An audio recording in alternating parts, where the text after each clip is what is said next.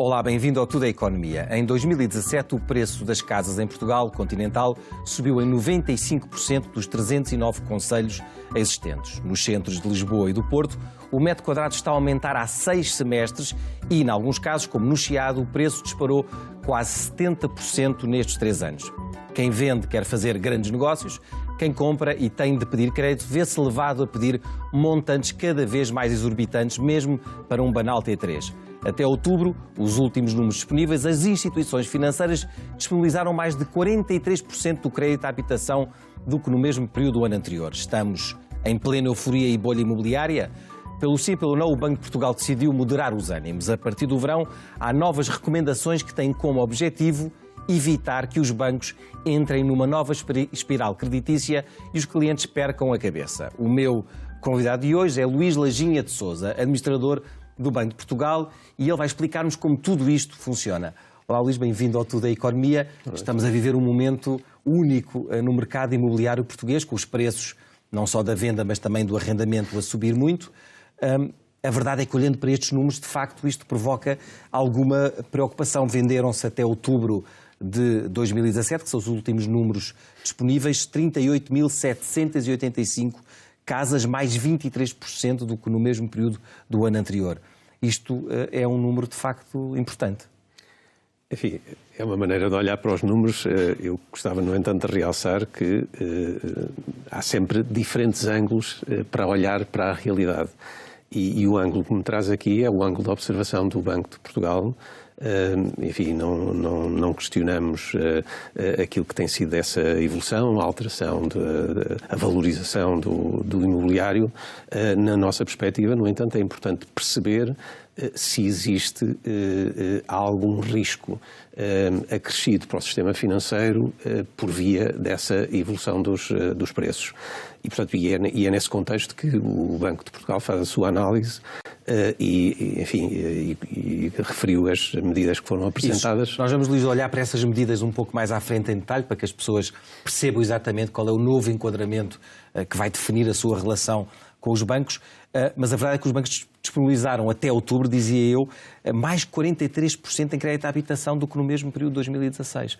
É um salto brutal, embora haja aquilo que os economistas chamam de efeito de base, isto é, houve de facto um período em que o crédito se foi restringindo e, portanto, era mais baixo, e agora com a retoma mais clara da economia, houve esta subida. Eu, aliás, vou mostrar este gráfico da concessão de crédito à habitação desde dos últimos anos, em que esse crescimento é enorme. Há ou não uma bolha imobiliária? Este gráfico que estamos a ver revela ou não a essência de uma bolha? A ver, não é um especialista imobiliário? Não, mas é importante. O termo bolha pode ser utilizado, mas ele tem naturalmente uma dimensão técnica e, mais uma vez, olhando na perspectiva de análise do banco, nós não temos razões para sustentar que existe uma bolha imobiliária, enquanto traduzida também depois naquilo que são os riscos que o sistema financeiro esteja a assumir. Mesmo em relação a essa questão, ao aspecto que referiu, de facto, do aumento da concessão de crédito, ela tem vindo a aumentar, mas ainda continuamos num caminho que é uma trajetória que é importante que não deixe de ser seguida, que é uma trajetória de redução do estoque de crédito que os particulares, portanto, seja de crédito à habitação, seja as empresas, detinham. Não é? Portanto, o montante global de crédito ainda se está a reduzir. Estamos a falar, a dívida das famílias equivale nesta altura a cerca de 74% do PIB, menos 20 pontos percentuais que em 2009, depois veio a encolher com a grande recessão. Ainda assim estamos a falar de 115 mil milhões de euros, portanto é muito dinheiro, ou seja, há esse emagrecimento, ainda não estamos num pico, mas os números são expressivos. De facto, os números continuam elevados, sobretudo face àquilo que são os riscos associados a um estoque elevado de dívida e também em termos comparativos internacionais. E quando eu falo riscos associados a um estoque, quer dizer que nós hoje, e de algum tempo a esta parte, vivemos um período de baixas taxas de juros e ainda que seja previsível que o nível de baixas taxas de juros se mantenha, o que é normal é que ele faça que elas possam subir. Nós vamos olhar para as taxas de juros e ver o que é que o Banco de Portugal pensa sobre isso, mas olhando aqui para, de facto, o endividamento das famílias, se olharmos para os números que o Banco de Portugal tem publicado, verificamos que em percentagem do PIB, o endividamento dos particulares em Portugal continua a ser muito elevado. É o terceiro mais elevado da zona euro, só o Chipre e a Holanda têm um endividamento maior. Este é o gráfico do Banco de Portugal. Isso significa o quê? Que este momento da economia que estamos a viver deveria... ainda é cedo demais, isto é, os portugueses, os particulares, deveriam ter-se desendividado antes de entrar rapidamente neste novo ciclo de endividamento? Vamos ver, aquilo que importa é que a trajetória que estamos a seguir, que ela se mantenha. Tem havido uma desaceleração do ritmo de redução do estoque de dívida, mas ela continua a verificar-se. Está quase a virar a esquina. Aqui eu vi a informação estatística do Banco de Portugal de dezembro, diz que a variação anual dos empréstimos concedidos às famílias foi de menos 0,1%, mas ainda assim a queda anterior tinha sido muito superior e, portanto, estamos quase a entrar em território positivo. Nós não pomos um número para a redução anual que se deve verificar. Aquilo que achamos é que ela deve continuar essa trajetória de correção, porque, de facto, num contexto em que a taxa de juros venha a subir, naturalmente que isso vai traduzir em custos adicionais para quem está endividado e, portanto, a capacidade de suportar esses encargos pode vir a ser posta em causa, não é? Se assistirmos, enfim, não está previsto que isso aconteça, mas é desejável que, de facto, o ritmo de redução de dívida se mantenha, e foi um bocadinho nesse sentido que o Banco de Portugal apresentou estas medidas recentemente, não para lidar com o problema. Não é o que o mercado parece querer, não é? O que vemos todos os dias é uma batalha campal em Lisboa e no Porto para venda e para arrendamento. É muito difícil. O Governo tinha anunciado medidas para o arrendamento que podia ter um efeito também no mercado de compra e venda, mas que ainda não foram postas em prática. E se eu mostrar agora aqui um gráfico com a evolução dos preços das casas, é de facto muito substancial. São, aliás, dois gráficos, um a nível nacional, que se vê a evolução, e depois a desagregação entre Lisboa e Porto e as zonas à volta de Lisboa e Porto. As casas de 2009 já ultrapassou, enquanto o PIB ainda está em recuperação, o preço das casas já ultrapassou o pré-crise, não é? E mesmo à volta de Lisboa e Porto, os preços são, na Amadora e em Odivelas, foi onde subiu mais o metro quadrado, 16%. Enfim, sobre isso, acho que é importante, no entanto, ter presente o seguinte. Uma coisa é a evolução dos preços das casas. Agora, do ponto de vista de estabilidade do sistema financeiro, não é pelo facto dos preços da habitação aumentarem que isso se traduz necessariamente em riscos para o sistema. Se as pessoas estiverem a comprar casas muito caras, se o mercado estiver a crescer muito mais depressa, ou seja, muito mais depressa que os salários, e vemos que há aqui uma certa moderação salarial, e se as pessoas estão a endividar mais, isso tem um efeito. Aí sim haveria um problema, mas como eu estava a dizer, nós neste momento não temos evidência porque o sistema no conjunto ainda continua a desendividar. E, portanto, aquilo que procuramos sinalizar com estas medidas, e gostava de deixar esta mensagem de uma forma muito clara, nós, ao anunciarmos esta medida, estamos sobretudo a lidar com sinais e estamos de uma forma preventiva a lidar com sinais e não estamos a tentar corrigir um problema. No entanto, não há problema nesta altura. No entanto, esses sinais que já temos vindo a detectar, enfim, deste dinamismo do crédito, que hoje ainda não são um problema, a consciência que existe é que se não atuarmos preventivamente com alguma distância, eles são indicadores de que poderá vir a haver um problema. O salto entre 2007 e 2009, por exemplo, foi incrível, a rapidez com que se fizeram créditos à habitação em Portugal nessa altura. Certo, mas, digamos, é importante perceber se esse crédito é sustentável ou não. E, portanto, eu queria enfatizar este aspecto.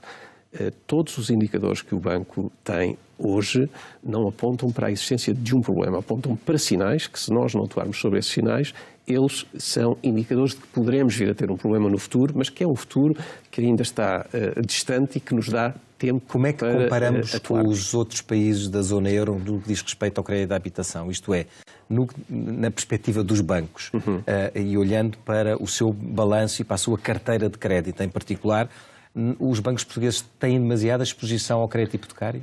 Não, eu não tiraria essa conclusão. É uma pergunta. Enfim, não se tira essa conclusão, aliás, até porque esses temas são acompanhados por parte do Banco Central Europeu, por parte do Banco de Portugal, são monitorizados e, portanto, nós não temos aí um elemento que nos dê preocupação. E, portanto, eu sinalizava e reforçava que este aspecto de correção do endividamento é um aspecto que neste momento, enfim, é importante enfatizar. Aliás, tem havido crescimento muito maior a nível europeu do crédito à habitação noutros países com os quais nos comparamos. Onde nós estamos com algumas diferenças que, se não atuarmos, e a medida vai nesse sentido, é, por exemplo, ao nível das maturidades dos empréstimos em Portugal. A duração dos empréstimos. Vamos olhar para elas, mas eu vejo aqui no preâmbulo da recomendação do Banco de Portugal, que foi emitida na quinta-feira, que diz que se continua a registrar um elevado nível de endividamento das famílias quando comparado com o contexto internacional. Sim. Isso tem que se refletir, então, no balanço dos bancos. Portanto, eles estão mais expostos a uma menor consistência financeira das famílias portuguesas. Mas o facto de haver um recurso ao crédito à habitação, ele não é um sinal, aquilo que tem sido utilizado pelas famílias, por exemplo, quando nós vimos os níveis de incumprimento associados ao crédito à habitação, são níveis relativamente baixos e, portanto, perfeitamente compagináveis com o dobro do que era antes da crise, do sistema. E, portanto, nós não identificamos aí um problema. Agora, há de facto esta consciência de que a economia no seu conjunto, sejam as empresas, sejam os cidadãos, têm um nível de endividamento que temos de facto de prosseguir uma trajetória de correção e de redução desse nível de endividamento, e estas medidas procuram não impedir o acesso ao crédito, mas dar um sinal de que essa trajetória deve ser mantida. Então vamos olhar para as recomendações que o Banco de Portugal fez na quinta-feira. Enfim, o mercado está, de facto, bastante quente, o mercado imobiliário está bastante quente. As taxas de juros, como disse há pouco, estão historicamente baixas e não vão permanecer assim durante muito tempo. Apesar dos spreads já não serem os de antigamente, começam no 1,1%, 1,2% e, portanto, já não estão assim tão baixos. Mas isto é um cenário que pode complicar-se, não é? Se olharmos para a economia dos próximos anos. Vamos ver, com este nível historicamente baixo de taxa de juros, aquilo que todos nós podemos antecipar é que o caminho será um caminho de subida. Nós acreditamos que há aqui um período ainda relativamente longo dessa progressão das taxas de juros. Não antecipamos que hajam aumentos significativos nos próximos tempos. Mas o que é que significa? Não vou estar a pôr números, mas é importante dar esta noção de que quando estamos a um nível tão baixo, 0,2, enfim, Euribor a 6 meses, taxas negativas, que é algo que nunca tínhamos experimentado. Portanto, o caminho só pode ser um caminho de... Os Estados Unidos, há bancos centrais que já começaram esse caminho de regresso a taxas de juros mais elevadas. Os Estados Unidos têm feito, e a ideia é serem aumentados 2, 3 vezes por ano, mas se isso acontecer, portanto, vai ter impacto na prestação que é paga. Não? Nós em Portugal temos uma grande maioria dos empréstimos são concedidos com taxas variáveis. Ao contrário do que acontece noutros países. E, portanto, isso significa que aumentos que venham a existir na taxa de juros acabam por se repercutir naquilo que é o serviço da dívida dos cidadãos e das empresas. E só um pequeno número, nós hoje, se pensarmos, imaginando por cada 10 mil milhões de euros de estoque de crédito à habitação, um aumento de 1 ponto percentual significa mais 100 milhões de euros de juros que têm que ser pagos anualmente. E, portanto, isso vai, naturalmente, traduzir-se num custo adicional para quem tem... E pensa que as pessoas têm... Eu sei que a sua perspectiva do Banco de Portugal de olhar para os bancos e nessa perspectiva, mas tem a ideia que o mercado hoje é suficientemente transparente e claro para que as pessoas, quando estão a a financiar-se e a assinar um contrato tão longo e tão pesado, têm noção exatamente da evolução das taxas de juros e perceber que estão a optar por um caminho e não por outro?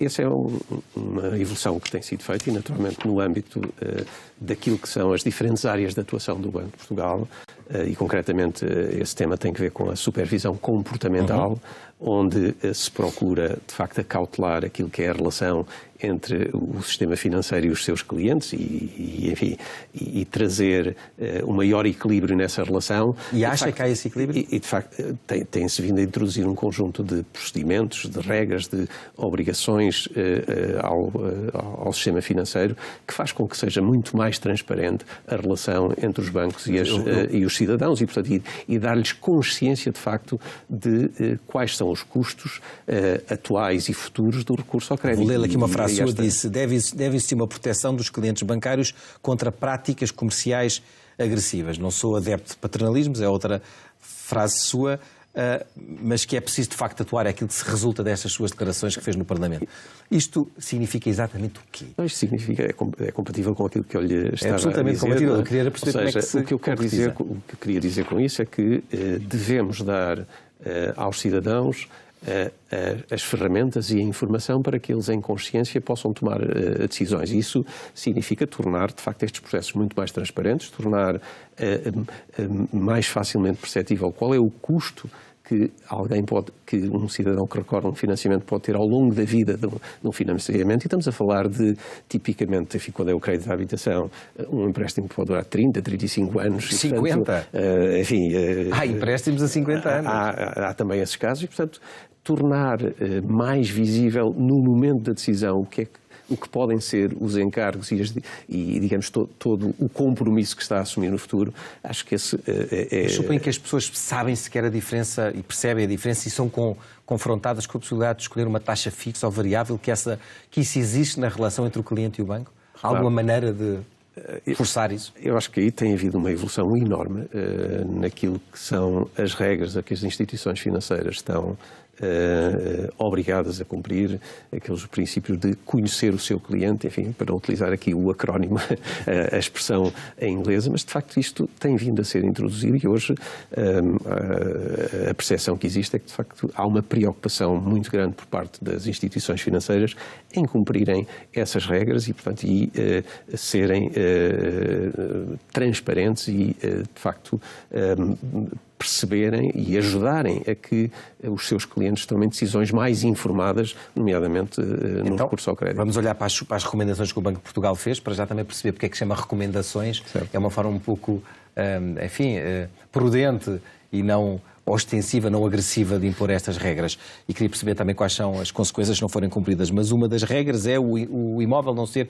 financiado a mais de 90%. Certo. Todos sabemos que a certa altura eram financiados a 110 e 115, era para obras, para isto e para aquilo, isto antes da crise. Está a acontecer, sou eu que digo, é o que está a acontecer hoje em dia outra vez, serem financiados a 100%, por exemplo? Não, nós não temos evidência disso e vamos lá ver. É importante enfatizar este aspecto. Os bancos estão a conceder crédito de uma forma responsável. E, portanto, os elementos que nós temos disponíveis para análise não revelam que o sistema financeiro esteja a conceder crédito de uma forma irresponsável. E, aliás, estas medidas, por algum motivo, elas são uma recomendação, não são uma imposição e... Podiam ser uma imposição. Elas não estão desalinhadas daquilo que já hoje é aplicado pelo sistema financeiro. Então, para que é que servem, aquilo que nós procuramos é dar um sinal de que é necessário não ir além daquilo que já é feito hoje e, portanto, manter uma prática responsável de concessão de crédito e contribuir para que esta trajetória de redução do estoque de dívida se mantenha. Deixe-me mostrar este gráfico enquanto continuo. Pode continuar. Sim. Eu mostro este gráfico onde está a evolução dos créditos aprovados pelos bancos e a avaliação que é feita, o que demonstra, enfim, que os bancos estão claramente a fazer avaliações bastante mais altas do que faziam ainda há pouco tempo, não é? Contradiz um pouco o que está a dizer. Eu ia só finalizar aquilo que disse. Portanto, a nossa preocupação aqui é, de facto, que haja esta trajetória, esta evolução e, de facto, que nós não evoluamos para uma situação de menor restrição por parte dos bancos na concessão de crédito.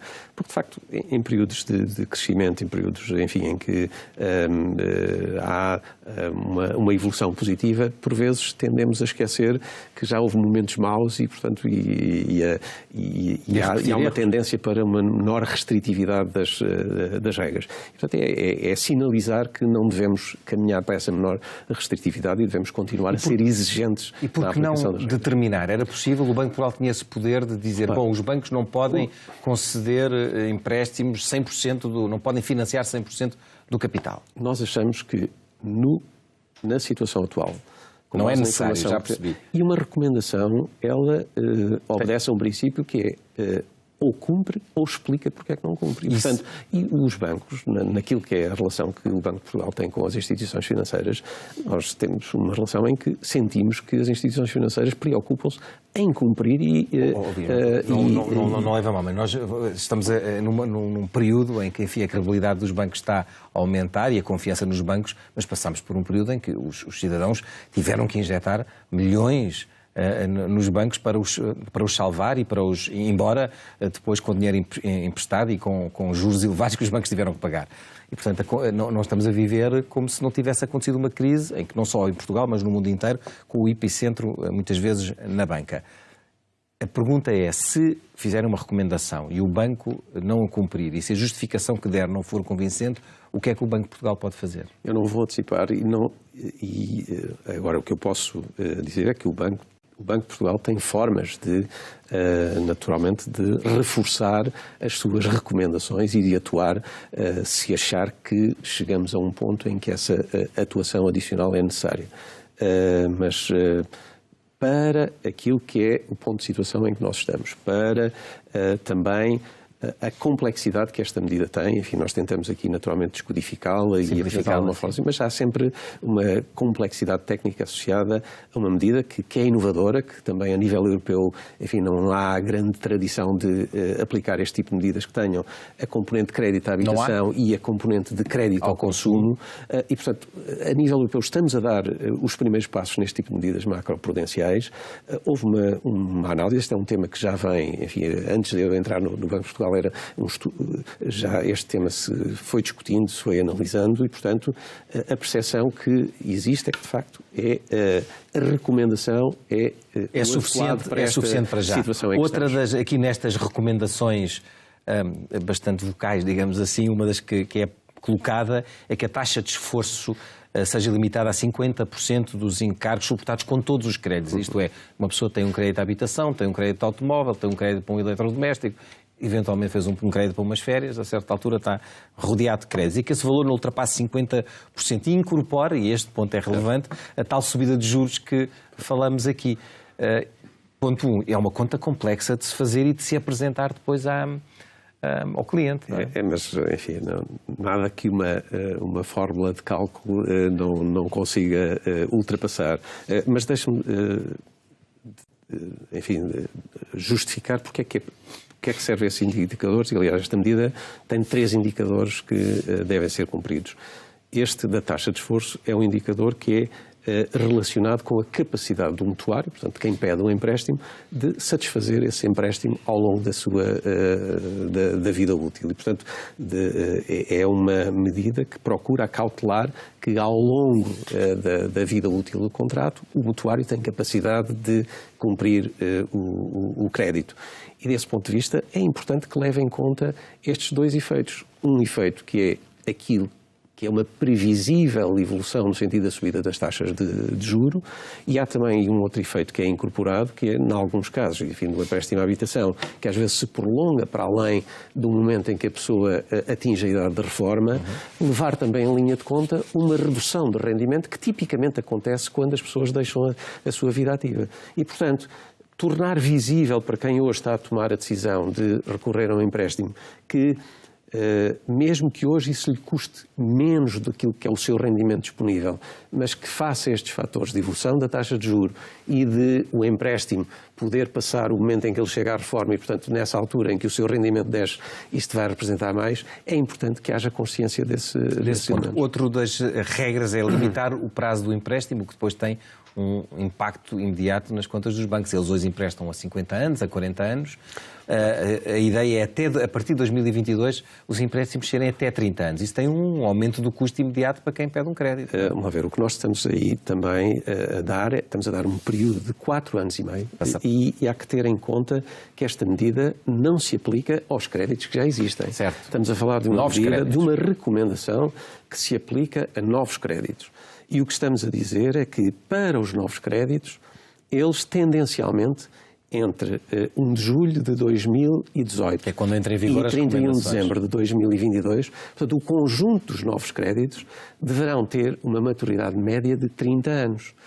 Não estamos a excluir a hipótese dos bancos poderem até conceder empréstimos mais por uma duração maior, prolongarem a maturidade do empréstimo. O que estamos a dizer é que, em média, eles vão ter que atingir os 30 anos, porque assim é um indicador onde Portugal está, compara mal com aquilo que acontece a nível europeu. Fazemos créditos mais longos. Fazemos créditos mais longos, enfim, esse foi um dos instrumentos que foi utilizados para lidar com aumento, com o crescimento do custo do crédito, mas é importante que recuperemos aí alguma margem de manobra, porque quando existem situações de incumprimento, alargar o prazo do empréstimo é uma das formas que existe para reestruturar a dívida, e é importante que quem recorre ao empréstimo também não fique com o seu nome, enfim, de alguma forma prejudicado, e portanto que tenha capacidade de cumprir o empréstimo e, enfim, no limite que ele possa ser reestruturado dentro dessa flexibilidade. O Banco de Portugal, suponho que acredita que estas medidas tomadas desta maneira, digamos, suave, com uma recomendação e com um período de tempo para que os bancos se adaptem, é suficiente para evitar... Portugal não teve uma bolha imobiliária, mas evitar o que aconteceu em Espanha, que teve, de facto, uma bolha imobiliária que arrastou o país inteiro para uma grave crise. Nós acreditamos, enfim, daí, e ponderamos muito bem esta medida macroprudencial, e, portanto, nós vamos ter aqui, temos que dar um período aos bancos para implementar esta medida, porque isto requer adaptações dos seus sistemas. Vamos ter 6 meses de avaliação ainda em 2018 e, portanto, no início de 2019 já teremos indicadores que nos permitirão perceber e, se houver necessidade de ajustamento... Mas eu recordo que a última vez, entre 2007 e 2009, foi uma corrida ao crédito em Portugal que depois conduziu a um endividamento brutal, família, de particulares, empresas, etc. Eu voltava ao ponto que referi há pouco. Neste momento, a concessão, os bancos têm estado a conceder crédito de uma forma que nós consideramos... Mesmo aprovando a 24 horas os créditos. Que não, enfim, estou a falar no sistema financeiro, no seu conjunto, que não levanta problemas, que não está a acumular riscos que nós consideramos riscos sistémicos. E, portanto, não antecipamos que haja aqui uma alteração nos próximos 5 meses, aliás, já estamos em fevereiro e, portanto, até 1 de julho já nem são 6 meses, que venha a alterar de forma substancial. As pessoas gostariam de sentir que o Banco de Portugal, ao contrário do que sentem que aconteceu antes, no período anterior, está mais atento ao trabalho que os bancos fazem, à relação com os clientes. É isso que está a acontecer nesta altura? Eu posso confirmar que essa atenção existe. Agora, naturalmente que não temos que estar publicamente a dar conta de tudo aquilo que fazemos, mas tudo aquilo que aconteceu a nível europeu e, enfim, também Portugal não fugiu a tudo o que se passou na Europa no sistema financeiro, tem-se vindo também a traduzir numa capacidade adicional por parte dos bancos centrais de monitorizarem, de atuarem, e hoje ferramentas que se calhar nós há uns anos atrás até podíamos dizer, mas porquê é que não se fez isto? Porque não havia ferramentas, quer de monitorização, quer de atuação. Não é? E hoje não basta a vontade, é preciso ter também os instrumentos que permitam atuar. E hoje, seguramente, há aqui um caminho ainda de aperfeiçoamento, mas estamos em muito melhores condições para lidar preventivamente com hipotéticas situações do que estávamos há uns anos atrás. E também de monitorizar aquilo que se passa. Luís Lajinha Sousa, muito obrigado por ter vindo ao Tour da Economia.